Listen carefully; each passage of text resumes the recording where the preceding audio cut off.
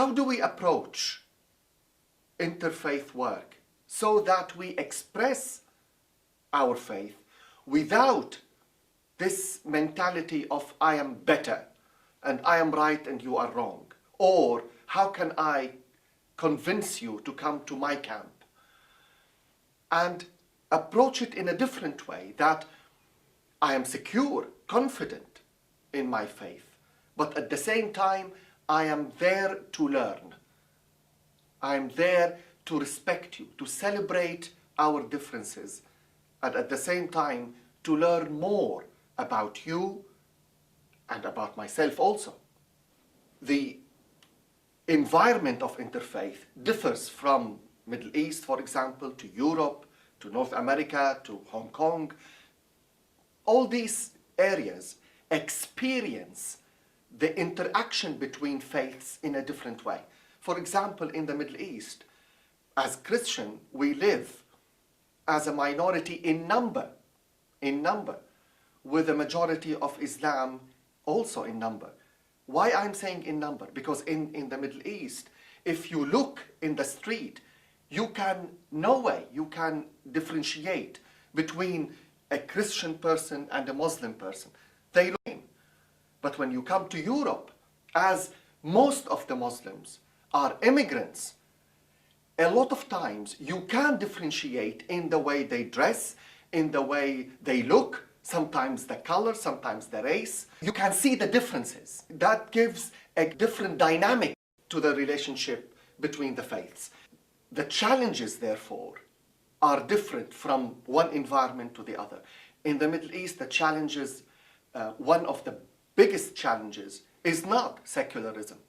One of the biggest challenges is fundamentalism, for example. So when we approach interfaith work, we need, first of all, of course, we need to acknowledge that we have faith and not deny it and not apologize for it.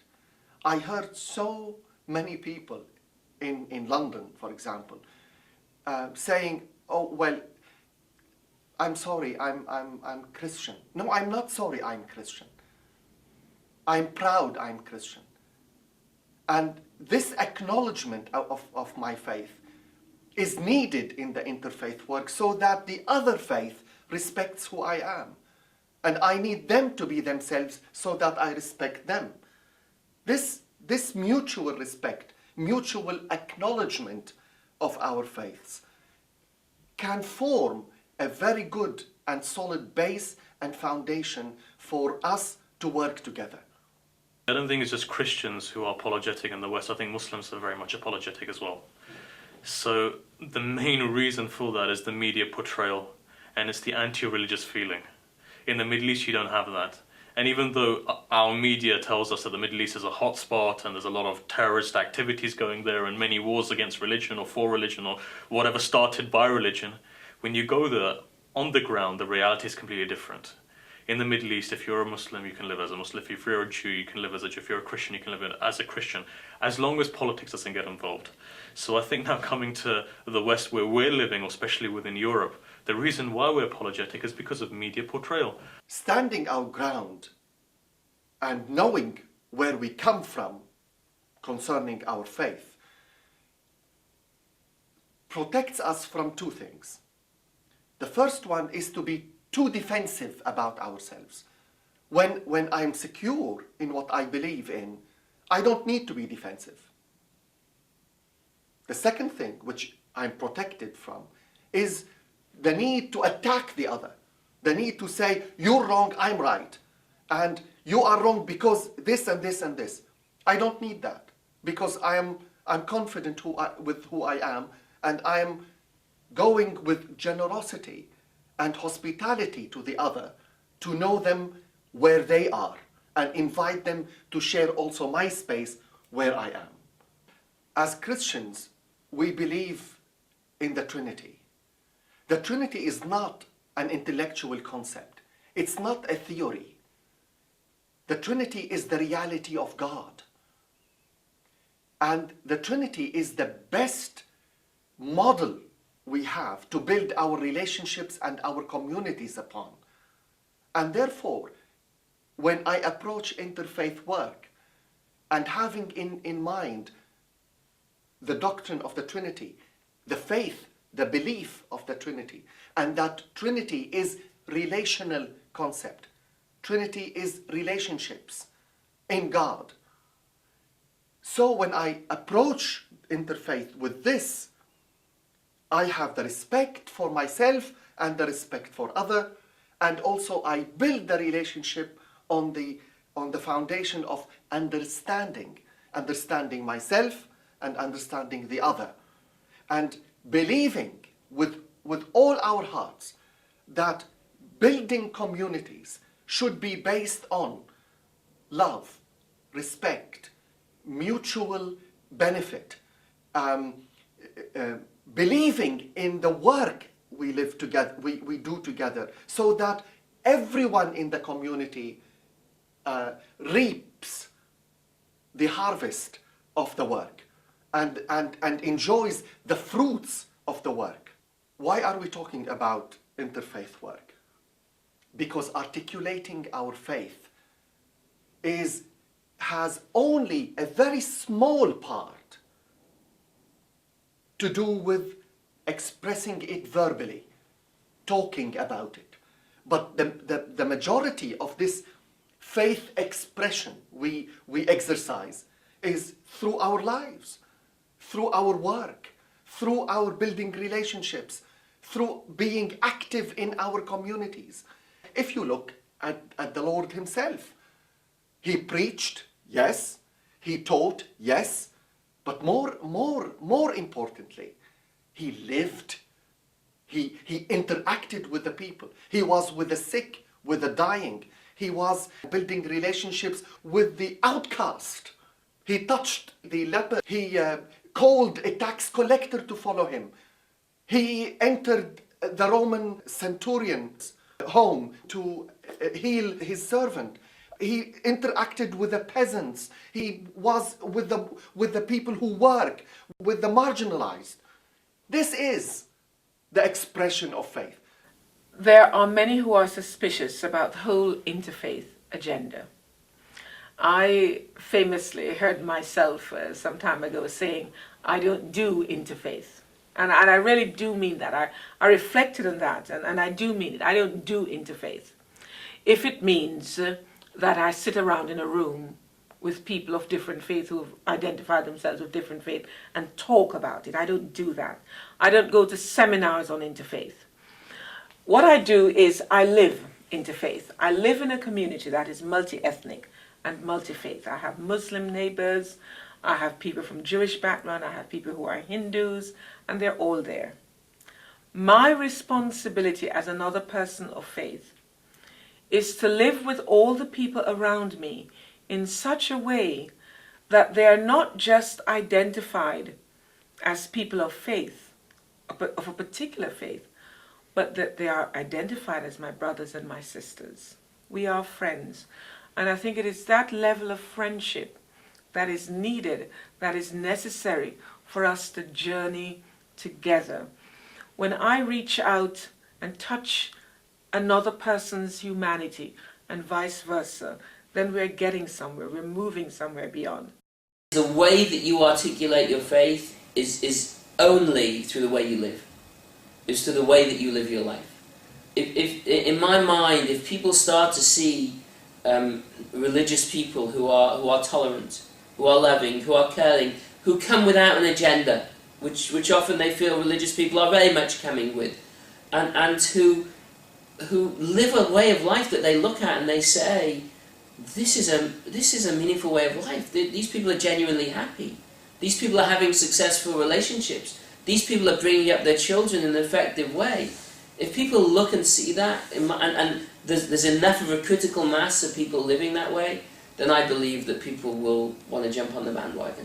I believe that people will want to get involved. The most challenging and the most fruitful and the most engaging part of articulating our faith is through putting all what we believe and all our hearts and minds into our work and building relationships and seeing that our communities are being built upon a solid ground.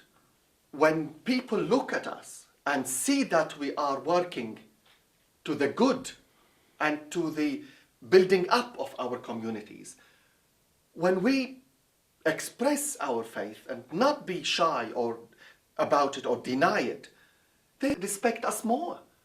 They look at us that people of faith are those who are most giving into the life of the community. This is how it should be. And when they see that we are working and being fruitful, when we express and articulate our faith, we don't insult anybody.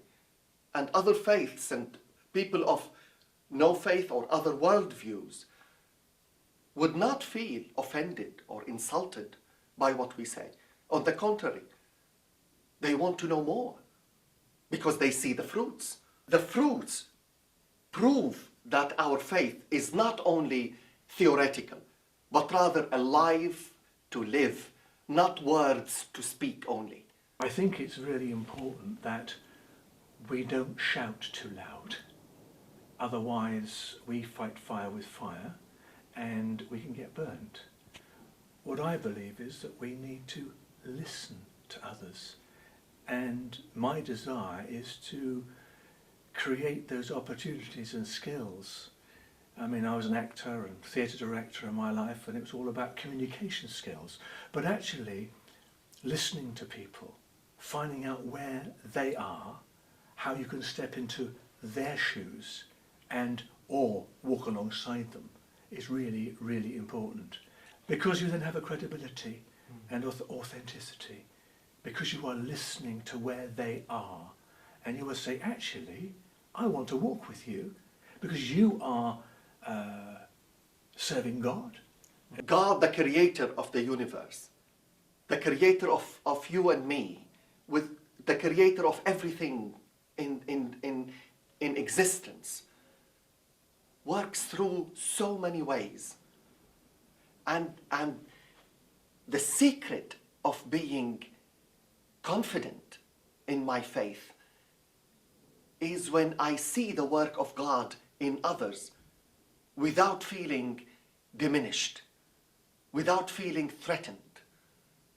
God works through ways beyond my imagination, beyond my mind, beyond my limited ability to understand.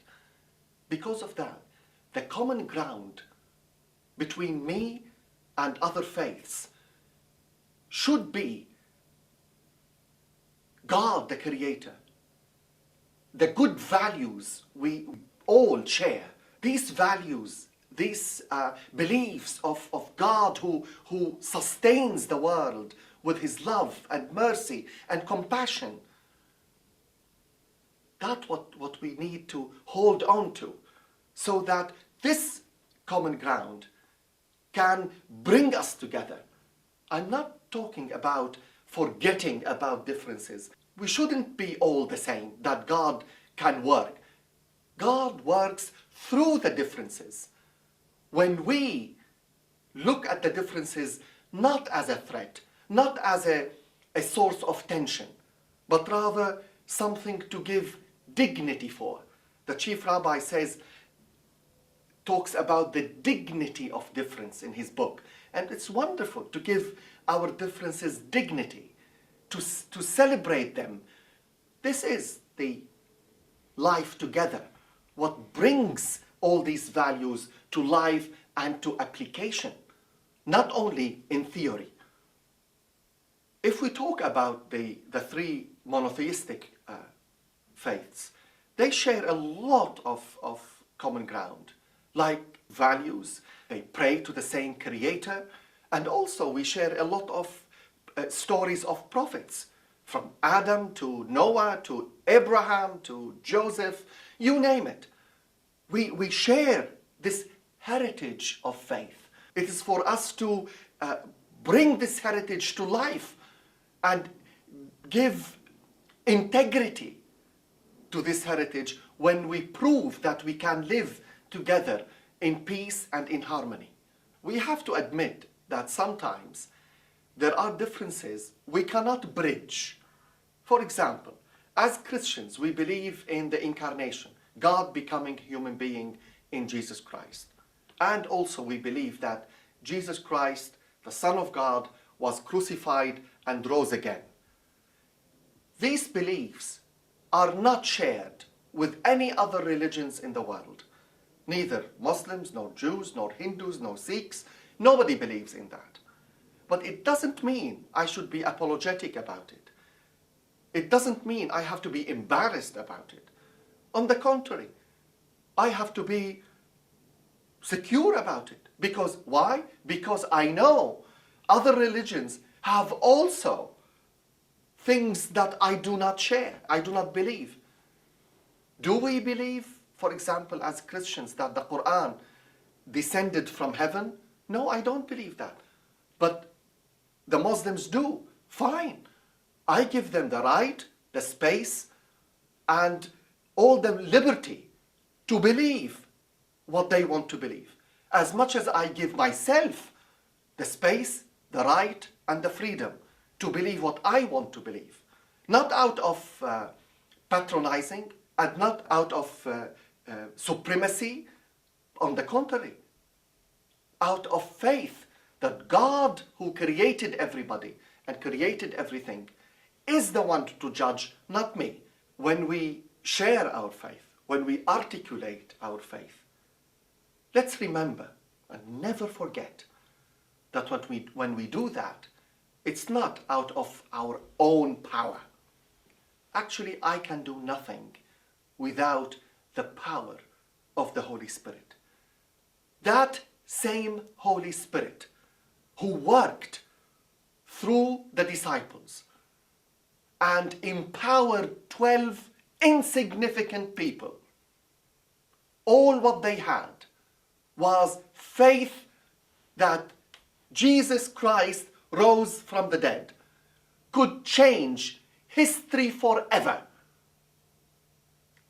That same Holy Spirit who worked through those insignificant people and made them apostles to the whole world, and our world was never the same and is never the same, is able, this Holy Spirit, to work through me and you, to change our environment to the better, in love and in reflection to the love of God in Jesus Christ. Not in my power, but through the same power of that same Holy Spirit. Because we do believe that Jesus Christ, the risen Lord, is with us through the Holy Spirit. So when we approach other faiths, when we approach secular society, when we go out to express our faith, let us remember that we do that in the power of the Spirit. Because the promise of the Lord is that the power and the work of the Holy Spirit will enable us to face all challenges.